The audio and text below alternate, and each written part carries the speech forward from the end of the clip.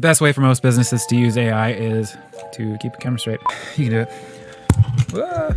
Maybe not, maybe not. I heard a story about a lawyer who offloaded all of his paralegal onto ChatGPT, and it was great until it was discovered that it had hallucinated everything. So all of the filings that he'd made was based on case law and precedents that doesn't exist, doesn't happen, right? So this guy is obviously in deep trouble, but it goes hand in hand with the question I'm asked all the time about how you can actually trust AI in your real life business, right? Like, okay, if you can't trust AI with case law and real precedents, how can you trust it with customer correspondence or invoicing or whatever, right?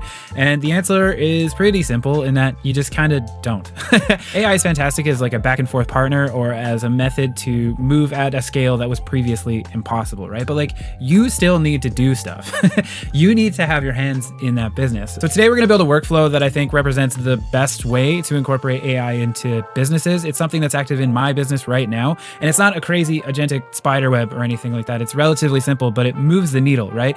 It shows how you can get the leverage from AI, but still be the one in control, right? It still gives you the final say. So we'll walk through it first, and then we'll build it out together in N8N. What we're working with today is my email management tool that is live in my business. Like I was saying, it's helped me out quite a bit. So how it works is it'll work off a Gmail trigger. Whenever I get an email, it'll be classified into the different labels that I've assigned. That can be whatever you want. I just broke these down for what works for me. Then it's sent on to a model that drafts a specific reply for that specific type of email inquiry, creates a draft, and it sends me a notification on Telegram letting me know what we just got. Okay, so I'll pop this up here. As you can see, it has different layers of notification, right? So if it was a sales opportunity, I want to know a little bit more, and I'm going to take a little bit more time and attention to respond to that message, right? So it'll give me a summary, what I need to do. And then if it's less important, it'll just be like new draft created kind of thing, right? So this has been super helpful for me personally in giving me the AI leverage, but also ultimate control as to like what gets sent and prioritizing my emails in a way that makes the most sense. Okay, so let's build this out together. Searching up Gmail triggers. Okay, boop. Love it. On message received. So we're gonna set up our credentials, right? So Gmail account, make sure we're polling every minute. On message received, click off simplify. It won't work otherwise. It's just gonna send a snippet of the email and not actually any sort of parameters we can route. So then we are gonna add a label, making sure that it only pulls from unread messages. Unread, lovely. Oh, should go test event. Let's just test this out here. Make sure we get some information. I'm just gonna pin that for our workflow. Got some stuff. Now we're gonna want to classify our text, which is here under AI text classifier.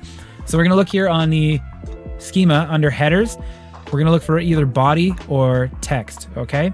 And got it right here. Whoop. So we're just gonna drag that over into text to classify. This is just telling this node what it is it's looking for, right? This is the prompt, okay? So we're gonna add a model. I like Grok, or you could use Gemini for, similar reasons, but Grok Maverick is kind of my favorite for the crazy fast stuff that doesn't need much thought behind it.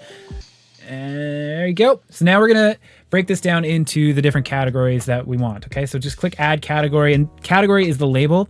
So let's go, I don't know, external, right? Description, emails from outside our home domain, generally from vendors or other contacts. Lovely. So this is the prompt for the model that we just put in there. Okay, so edit description would just be like, so we're gonna add another category. Let's go internal. Oops, there we go. Internal, which is the opposite. Emails from inside our home domain. Often. What did I write last time? Sorry, I'm drawing a blank here, guys. Internal. Where are you? Up at the top. There we go. Emails from the parent domain for employees, keywords, right? Okay. Oh yeah, it's also very important to add keywords to your text classifier, just giving it a little bit of extra help knowing what it is that these are looking for. I'm going to cheat again. Steal my promotions one, which will go down to promotions. Oops. This I actually had to change because Gmail already has its own promotions filter. So I changed it to cold outreach. But essentially it's the same. Emails related to marketing campaigns, promo offers, or business updates from partners. Typically these emails contain content aimed at engaging an audience or updating them on promotions, right? Generally no reply at email address, keywords, promotion, offer, yada, yada, yada. Okay, so just go through and any sort of categories that are appropriate to your workflows, right? I'm gonna steal my sales one because that's the one that I think is most important. Let's go sales opportunity. And for that one, I just wrote emails related to sales. These include service inquiries, pricing requests, and referrals. Okay. So I'll just leave it at that for now. And then from there, we are going to label these messages. Add a label, message ID. Here. First things first, we need to execute this step. And we're gonna pin, can't do it. So now that we've got the data there, we're gonna add our label node. We're gonna make sure we add a label. Message ID, go back to the trigger, whoop, drag that down there, and then we just pick our labels. Okay, so this one was what, external? So I'm going to find the external label. There it is right there. That one's done. And so it goes. So we're gonna add those labels one by one, making sure that it is coherent with, or consistent, pardon me, with what we've got in our actual Gmail. And this one was internal. Boop.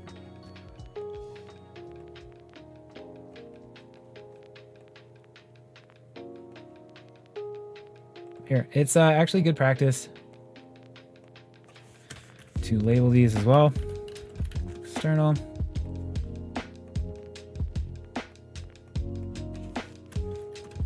Internal.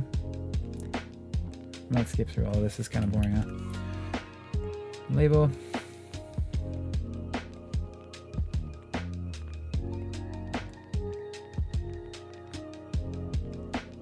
Cold outreach.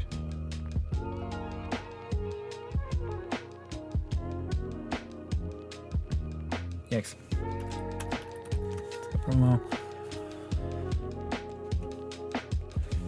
Gmail. Add label.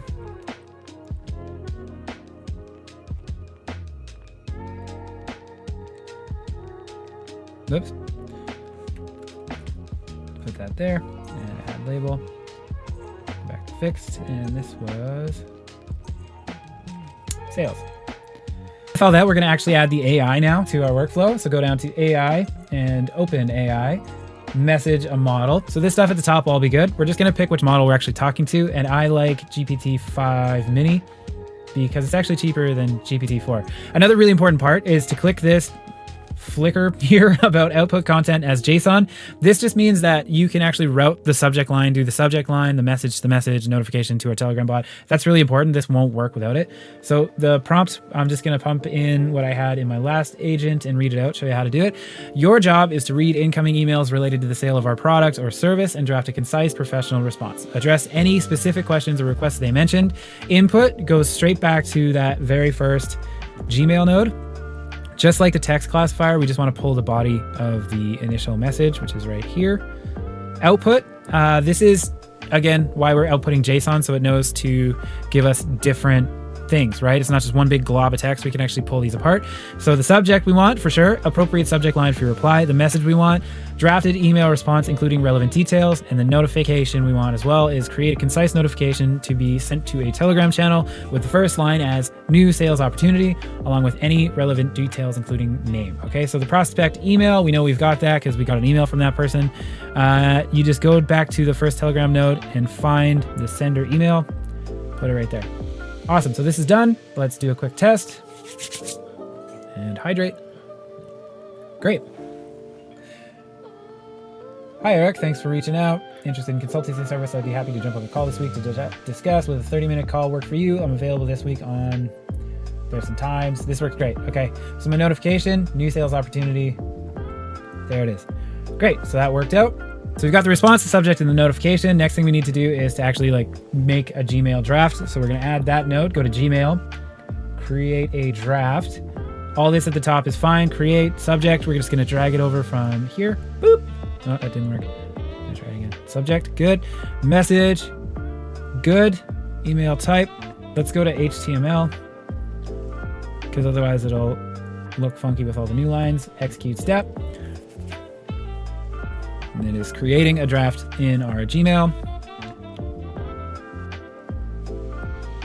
Oh, it's actually writing a new one, but it will populate here. Sometimes that happens where the model has to think all over again. Message, ID, thread ID, lovely. Made a draft. And then we're going to go over and add our Telegram. Where are we here?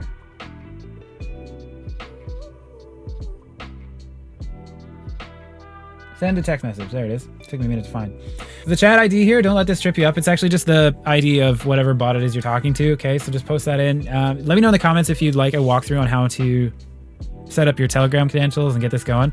But anyway, you do that, then add in the text here. This will be the notification we got from our bot, right? So it says sales opportunity and the information we want.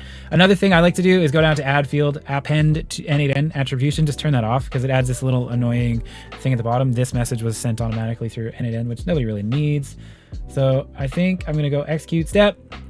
And I don't know if you heard it, but we got a new notification. Boop. So now all together,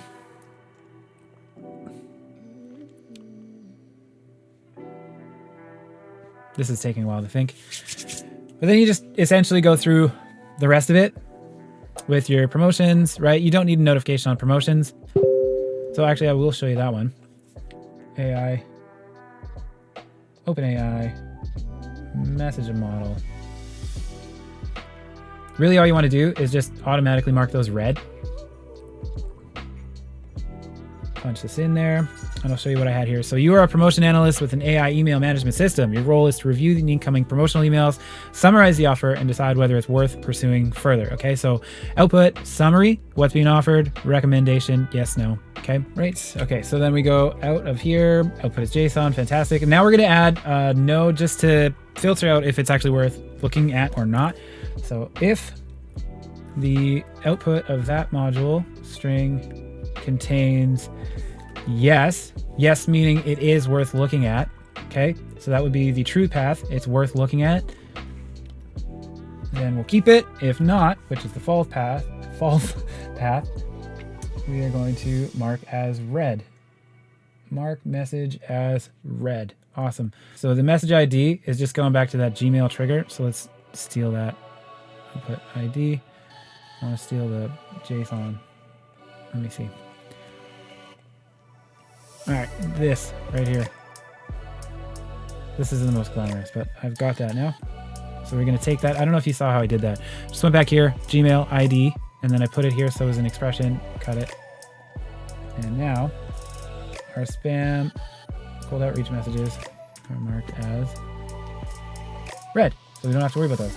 And then any promotions that are worth looking at, we can always check out in our inbox later and they'll still be on red and so forth. Okay, so I'm sure you can see how you can build this out with extra labels, telling this exactly what you want it to do. I'll show you some examples of mine. Like I said, I only really like getting the detailed notifications about sales opportunities, right? Like I don't really need to know a ton about the promotions or, you know, the bill or whatever. So what I do in that instance is I have it just output the subject and message, and then my output to my Telegram agent is fixed at just new draft created. Okay, so where it's coming from. So this is from my internal string. This will be customer support, new draft created, right? Lower priority stuff. I still get a notification that there was a draft created. Then I can go through and look at all that later on.